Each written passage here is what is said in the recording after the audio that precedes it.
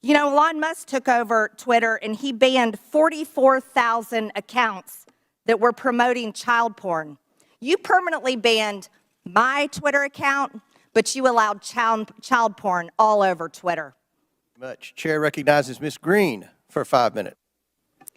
Thank you, Mr. Chairman, Mr. Baker, Ms. Gaddy, Mr. Roth, and Ms. Navaroli. You can consider your speech canceled during my time because you canceled mine. You see, you permanently banned my personal Twitter account, and it was my campaign account also. So let's talk about election interference, shall we?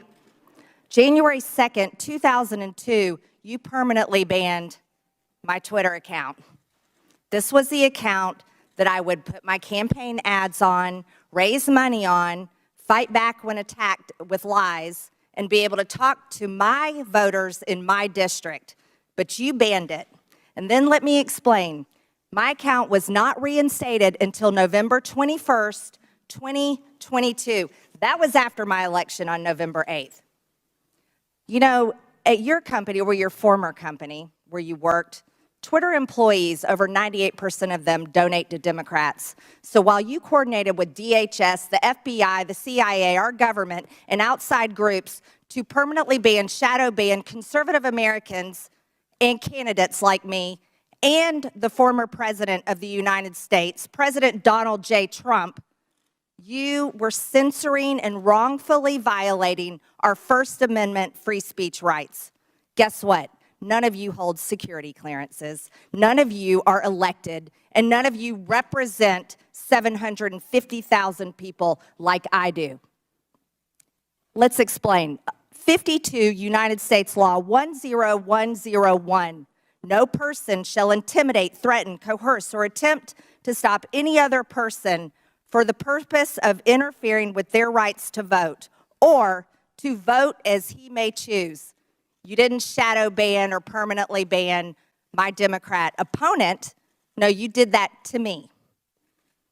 And that was wrong, and it was against the law.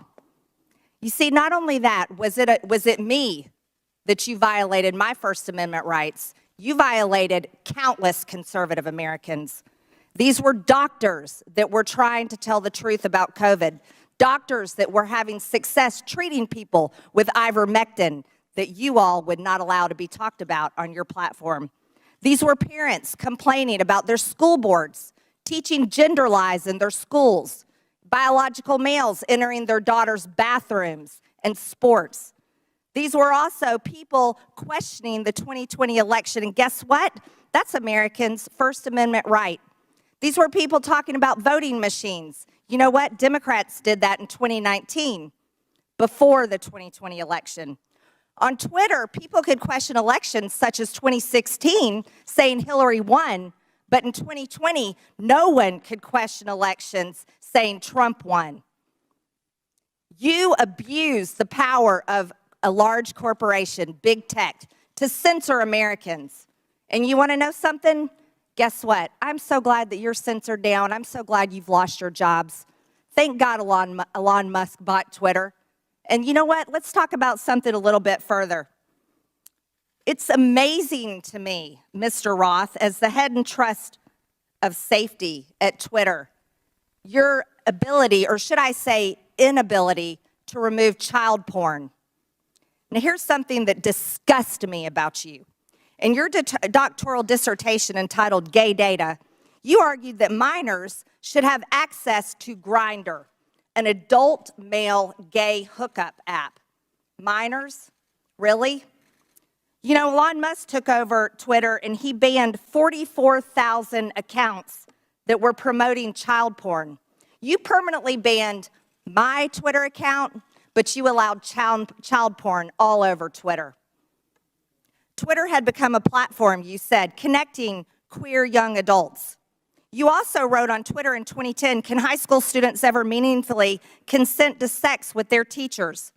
In 2021, while you were the director of trust and safety on Twitter, an underage boy and his mother announced a lawsuit against Twitter because Twitter was benefiting from and refused to remove a lewd video featuring this boy and another minor. That is repulsive. But you violated me. What were my tweets? Okay, let's talk about them. I was talking about the deaths being reported on VAERS. By the way, that's on the CDC website. I was also saying that I didn't think any entity should enforce a non-FDA approved vaccine or mask. Guess what? A lot of people agreed with me, but you called that COVID misinformation. By the way, I'm a member of Congress and you're not. I also said the controversial COVID-19 vaccines should not be forced on our military. You want to know something? Republicans stopped that in the NDAA. Ladies, time has expired.